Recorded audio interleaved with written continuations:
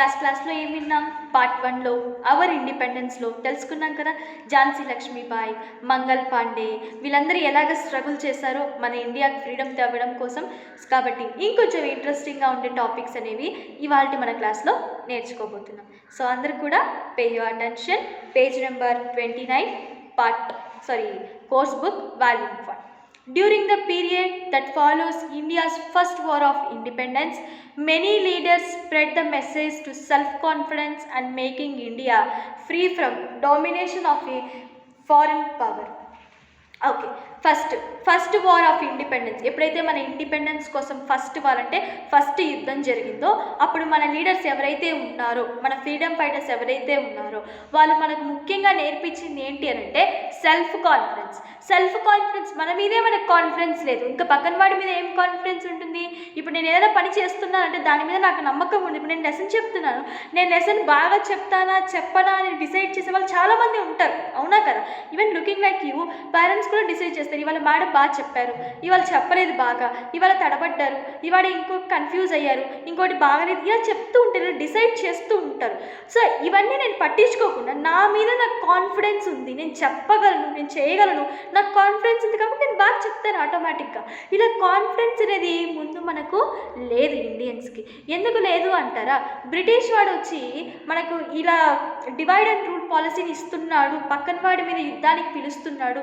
అరే మన brother fellowship, మన బ్రదర్ లాగే ఉంటున్నాడు కదా, మన బ్రదర్షిప్పే కదా పక్కన, మనం ఎందుకు యుద్ధానికి వెళ్ళాలి?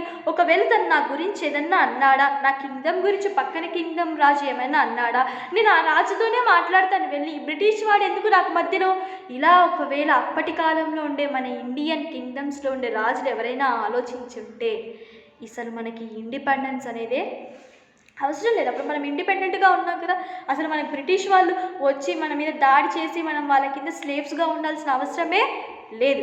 కానీ మనలో మనకు కాన్ఫిడెన్స్ లేదు, మనలో మనకి యూనిటీ లేదు. అప్పట్లో పక్కన వాడు ఏం చెప్తే అది నమ్మేయడం, పక్కన వాడి మీదకి వెళ్ళి యుద్ధాలు చేయడం, వీడికి అంతా మంది ఉందంతా వాడికి ఇచ్చేయడం, వాడి కిందేమో బానిసలైపోవడం ఏంటిది. సో మన ఫ్రీడమ్ ఫైటర్స్ ఎవరైతే ఉన్నారో వాళ్ళు మనకి ఏం నేర్పిస్తూ వచ్చారు? ఫస్ట్ సెల్ఫ్ కాన్ఫిడెన్స్ నేర్పిస్తూ వచ్చారు.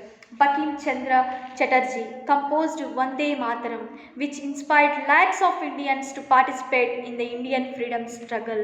ఎవరినైనా మన వందే మాతరం మా మేడం, ప్రిన్సిపల్ మేడం, నేను చాలా విషయాలు మా మేడం గారిని చూసి నేర్చుకుంటూ ఉంటాను. ఒకరోజు టైం అయిపోయింది, నాకు స్కూల్కి లేట్ అయింది. సో నేను వందే మాతరం జరుగుతూ ఉంది, నేను ఫాస్ట్గా నడుస్తూ ఉన్నాను ఇక్కడి నుంచి. I know that I have to stand when ever the anthem begin. నాకు తెలుసు నేను నిలబడిపోవాలో అక్కడే యాంథమ్ స్టార్ట్ అవ్వగానే నాకు తెలుసు. కానీ నేను టెన్షన్గా వెళ్ళిపోతూ ఉన్నాను. మా మేడం వెంటనే రూపా స్టాప్ దేర్. మా మేడం ఏం చెప్పారంటే అక్కడ ఆగిపో రూపా. నేను చాలా భయం వేసింది, తిడతారేమో అని. కానీ తర్వాత మేడం చెప్పింది ఏంటి అని అంటే మన యాంథమ్ ఎప్పుడైతే, మన నేషనల్ యాంథమ్ ఎప్పుడైతే ఎక్కడైనా విన్నది, రోడ్లో కానీ ఇంట్లో కానీ సంథింగ్, నువ్వు ఎక్కడైనా ఊర్లో వెళ్తున్నప్పుడు ఎక్కడికైనా వెళ్తున్నప్పుడు కానీ మన నేషనల్ యాంథమ్ అనేది వింటే వెంటనే ఏమైపోయి you have to pay attention. Vande Mataram, have to pay attention. మన అటెన్షన్, మన రెస్పెక్ట్ని మనం తెలియజేయాలి, అంతే కదా. చైనాలో ఇప్పుడు యుద్ధం జరుగుతుంటే మన బార్డర్లో మనం ఏమి ఇక్కడ హ్యాపీగా ఇళ్ళల్లో నిద్రపోతున్నాం, కానీ బార్డర్లో మన కోసం ఎవరు కష్టపడుతున్నారు? మన సోల్జర్స్ కష్టపడుతున్నారు. ఎందుకు? Why? Because all Indians are my brothers and sisters, why should not I? అందరినీ బ్రదర్స్ అండ్ సిస్టర్స్ అంటున్నాం కదా, కానీ మనమైతే ఏం చేయట్లేదు మన దేశం కోసం. కానీ అక్కడుండే సోల్జర్స్ అయితే చాలా చేస్తున్నారు, వాళ్ళ లైఫ్స్ కూడా ఇచ్చేస్తున్నారు అన్నమాట. కాబట్టి వందే మాత్రం చిన్న చిన్న పనులు, ఇలా వందే మాత్రం, నేషనల్ యాంథమ్ ఇవన్నీ చెప్పినప్పుడు మనం వెంటనే ఏం చేయాలి? స్ట్రైట్గా స్టాండ్ అయిపోయి have to sing Vande Mataram. So ఎవరు వందే మాత్రం కంపోజ్ చేసింది, ఎవరు రాశారు దీన్ని? బంకిం చంద్ర చటర్జీ. నెక్స్ట్ ఇక్కడ వందే మాతరం ఉంది, మీ అందరికీ తెలుసు కదా. వందే మాతరం సుజలాం సుఫలాం మలయజ శీతలం సస్య శ్యామలం మాతరం వందే మాతరం. సో ఈ సాంగ్ మీ అందరికీ కూడా తెలుసు కదా, వస్తుంది కదా. సో సాంగ్ పడేటప్పుడు ఎప్పుడు కూడా హార్ట్ఫుల్గా Vande Mataram, my country, I should be stand for my country, I'm with my country. You have to give like that your message to other people who don't know about the value of country. Yes, next ఇంకొక freedom ఫైటర్ని చూద్దాం. ఎవరంటే దాదాబాయ్ నౌరోజీ. ఎవరైనా Dadabhai Naoroji wrote articles and made speeches on the exploitation of India by British, thus setting the foundation of Indian nationality movement. So ఈయన ఏం చేశాడు, speeches articles ఇస్తూ వచ్చాడు. వాడు ఎవడో మన దేశానికి వస్తే మనం ఎందుకు వాడి కింద సార్ చెప్పండి, సార్ అయ్యగారు చెప్పండి, మీకు ఏం పని చేయాలి, వాడి కాళ్ళతో తన్నుతుంటే తన్నించుకుంటున్నాం, వాడు తిడుతుంటే తిట్టించుకుంటున్నాం, ఇన్ని చేస్తున్నాం, ఎందుకు వాడితో ఎందుకు మనం పడాలి, వాడు ఎవడు అసలు బ్రిటిష్ వాడు, మన కంట్రీ మన మదర్ ల్యాండ్, ఎందుకు మీరు కామ్గా ఉన్నారు, all Indians are my brothers and sisters, Hindu ఉన్నాడు, ముస్లిం ఉన్నాడు, క్రిస్టియన్ ఉన్నాడు, ముగ్గురు కలిసి ఉంటున్నామే, మధ్యలో వాడెవడయ్యా రావడానికి, మనకు లేని బాధ వాడికి ఏంటయ్యా మన మీద రావడానికి, మనలో ఏం లేదు, యూనిటీ లేదు. సో యూనిటీ కావాలి, సెల్ఫ్ కాన్ఫిడెన్స్ కావాలి, పక్కన వాడిని రెస్పెక్ట్ చేసేది కాదు, నువ్వు తక్కువ నేను ఎక్కువ, ఇది మానేయండి. ఫస్ట్ థింగ్ అందరము ఒకటే.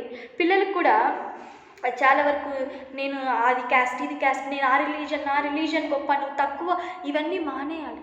ఎందుకు ఇండియా ఇంకా డెవలపింగ్లో ఉందంటే ఇలా క్యాస్ట్ బేస్, జెండర్ బేస్ ఇవన్నీ మనం తొలగించినప్పుడు, ఇవన్నీ మనం మానేసినప్పుడే మన ఇండియా అనేది డెవలప్డ్ స్టేజ్లో ఉంది. ఎప్పుడో ఇండియా డెవలప్డ్ కావాల్సింది, కానీ పావర్టీ, నువ్వు ఎక్కువ నేను తక్కువ, నీది అది నాది, నువ్వు ఆ రిలీజన్ నేను ఈ రిలీజన్, డిస్క్రిమినేషన్ చూసారా. అందుకే ఇంకా ఇండియా డెవలపింగ్లో ఉంది.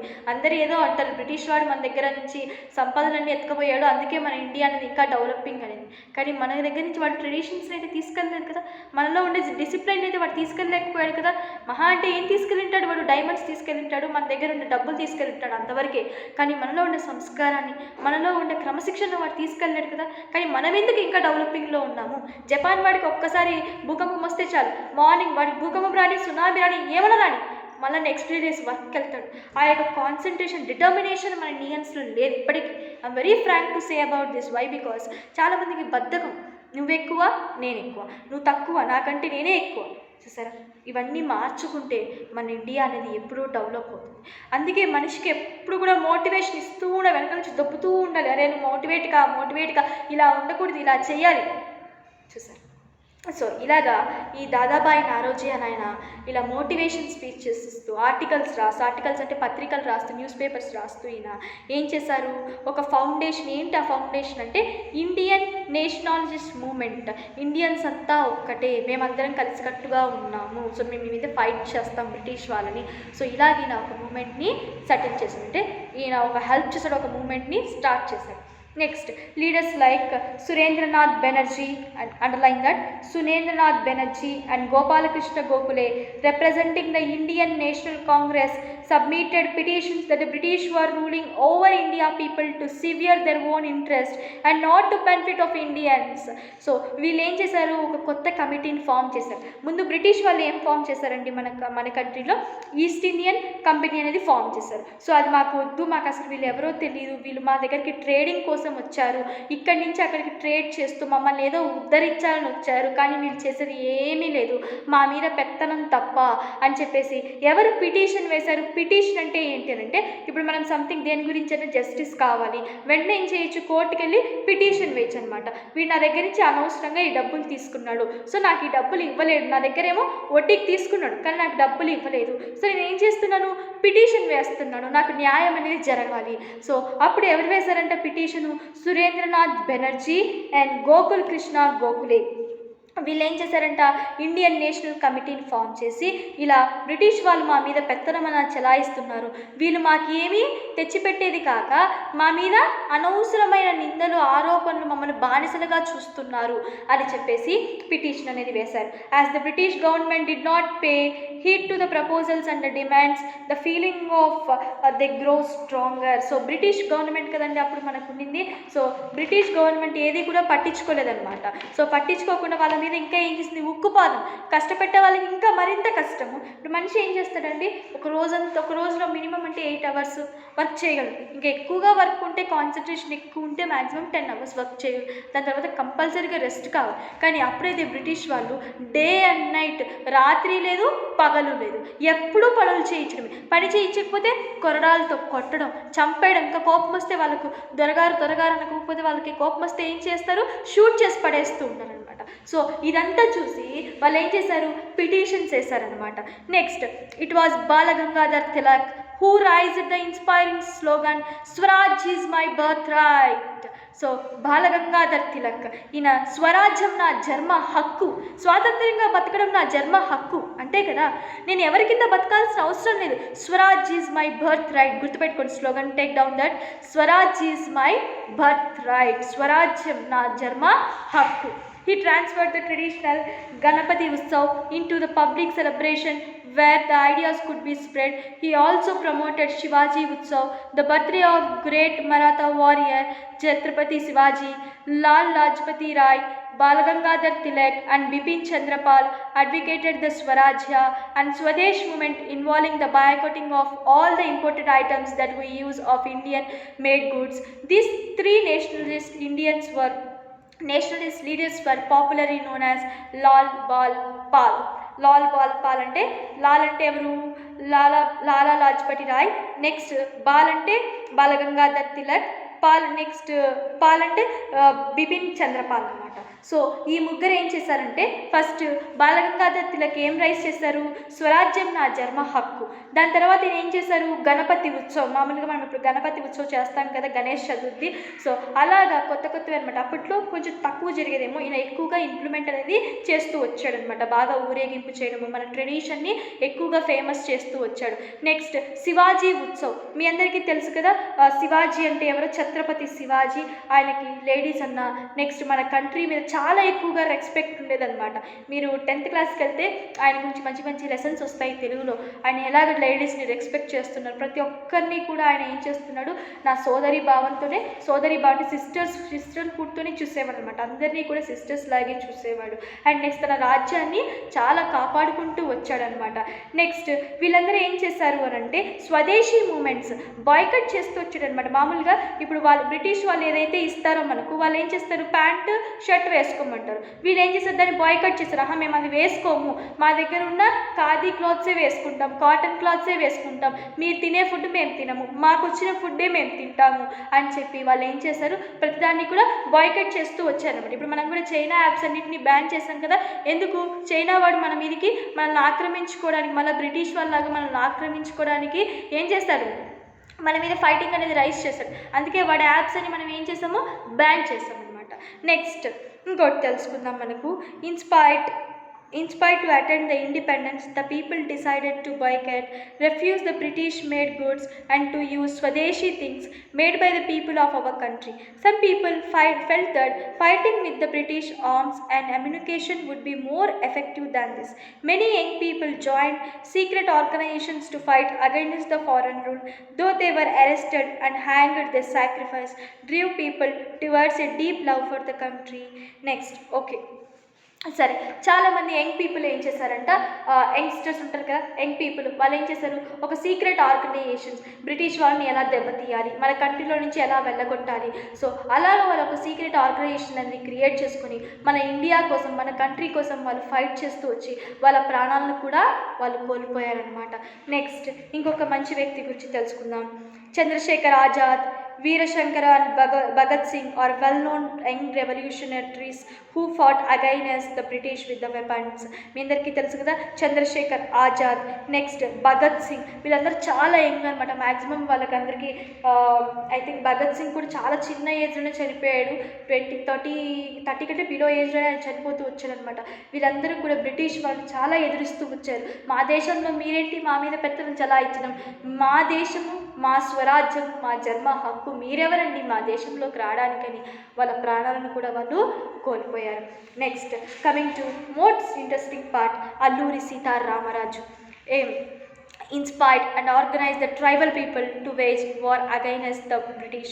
Finally, he was captured by the British and he was shot at.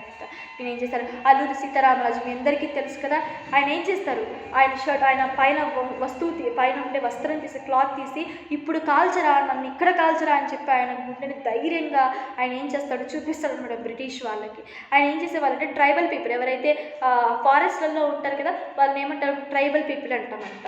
వాళ్ళందరి చేత వెట్టి చాకరీ అనేది చేయించేవారు. వెట్టి చాకరీ అంటే ఇంకా వాళ్ళకి చేయకూడని పనులు కూడా వాళ్ళతో చేయించేవారు అనమాట బ్రిటిష్ వాళ్ళు.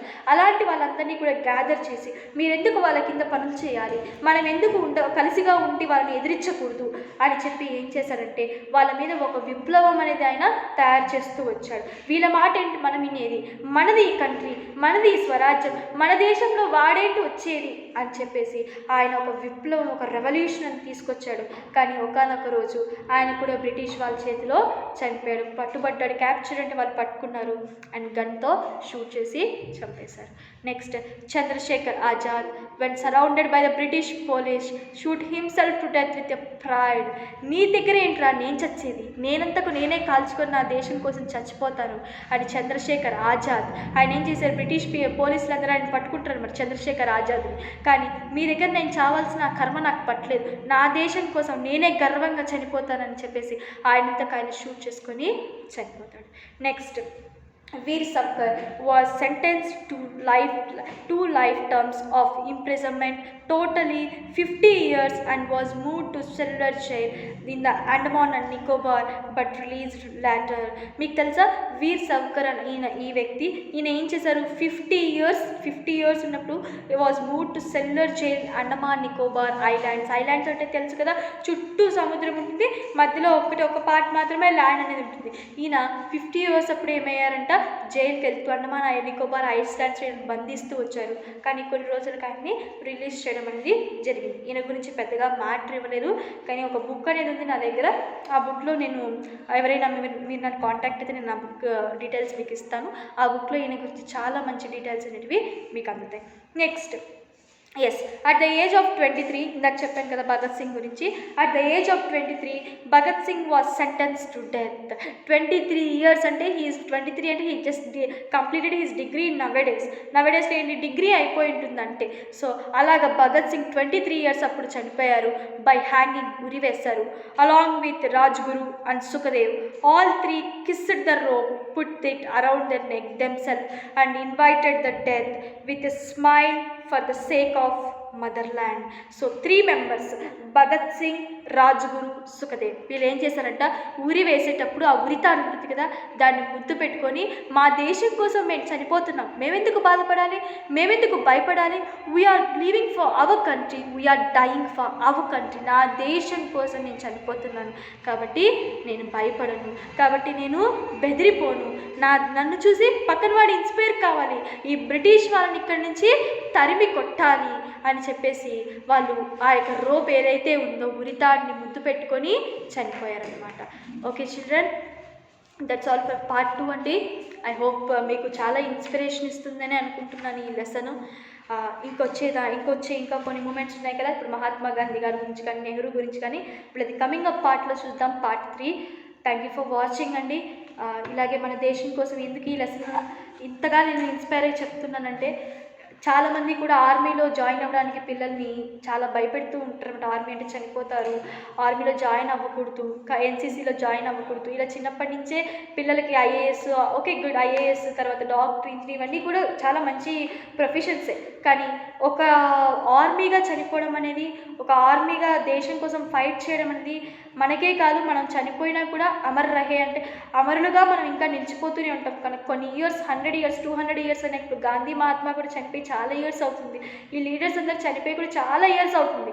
కానీ మనం అందరం కూడా వాళ్ళని ఇప్పటికీ గుర్తుపెట్టుకుంటున్నాం. Why? Because they sacrifice their lives for our country. So నేను చెప్పేది ఏంటి అంటే, ప్రతి పిల్లవాళ్ళకి ప్రతి ఒక్క ప్రొఫెషన్ గురించి మనం అవగాహన అనేది కల్పిస్తూ ఉండదు. ఆర్మీ అంటే భయం ఏమి ఉండదు, మన దేశం కోసం మనం ఫైట్ చేస్తున్నాం. సో మన దేశం కోసం మనం ఏదైతే ఫైట్ చేస్తున్నామో, మన దేశం కోసం ఎవరైతే ఫ్రీడమ్ ఫైటర్స్ వీళ్ళందరి గురించి కూడా మనం చెప్తూ ఉండాలి. సో అందుకే నేను లిసన్ ఇంత ఇన్స్పైరింగ్గా చెప్పడానికి, ఇంతగా ఇన్వాల్వ్ అయ్యి, ఇంతగా కాన్సన్ట్రేషన్గా ఎందుకు వినమని చెప్తున్నానంటే, మనం ఇంత స్వేచ్ఛగా ఉన్నాము, ఇవాళ ఇంత ఇండిపెండెంట్గా ఉన్నాము అంటే దాని వెనక ఎంత కష్టం ఉంటుంది అని చెప్పేసి. So be inspired always. ఒకరిని చూసి మనం నేర్చుకోవాల్సిన విషయాలు చాలా ఉంటాయి, మనకు తెలిసింది కొంచెమే అయినా కూడా మనం నేర్చుకోవాల్సింది చాలా ఉంటాయి. సో అందరూ కూడా నేర్చుకోవడానికి ట్రై చేద్దాం, ఎప్పుడు కూడా మిస్టేక్ చేయకుండా ఇంకా ముందుకు వెళ్దాం, మన కంట్రీ కోసం మనం అందరం కూడా కలిసికట్టుగా ఫైట్ చేద్దాం. థ్యాంక్ యూ ఫర్ వాచింగ్ అండి.